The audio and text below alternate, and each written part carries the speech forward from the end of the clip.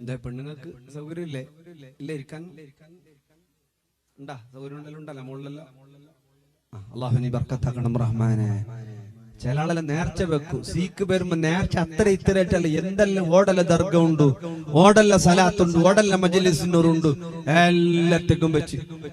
പണ്ട് ഒരു ഒരാള് മോൻ പറഞ്ഞതാണ്, എന്റെ ഉമ്മക്ക് ഉസാറില്ലാതെ അപ്പൊ 1 കിണ്ടൽ അരി യത്തീംഖാനക്ക്, 1 കിണ്ടൽ ദർഗാക്ക്, 1 കിണ്ടൽ പള്ളിക്ക്, 4 കിണ്ടൽ അരി നേർച്ചാക്കുന്ന. അപ്പൊ ഇത്ര കിണ്ടൽ നേർച്ചാക്കി കൊടുക്കുന്ന. അപ്പൊ അയിമ ചെന്നേല നേർച്ചാക്കിട്ട് അമ്മ പഠിച്ചോ പിരിസ വന്നിട്ട് രോഗമെല്ലാം സീഫാക്കുന്നു. പിന്നെ പഠിച്ചോനെ നേർച്ചലാക്കി കൊടുക്കാൻ കഴിഞ്ഞിട്ട് നീ പൊരുത്തപ്പെട്ടു അല്ലാതെ അള്ള പൊരുത്തപ്പെടുന്നു. എന്തെന്നല്ല ഐഡിയ കണ്ട. എങ്ങനെ 4 കിണ്ടൽ നേർച്ചാക്കുമ്പോ പഠിച്ചോ സലാമത്താക്കി. പിന്നെ സുഖായ പിന്നെ പഠിച്ചോണ്ട് ചെന്ന പഠിച്ചോനെ നേർച്ചാക്കി നീ തറവൊക്കെ നണ്ടവിട്ടെന്നില്ല പഠിച്ചോനെ നീ മാപ്പാക്കും.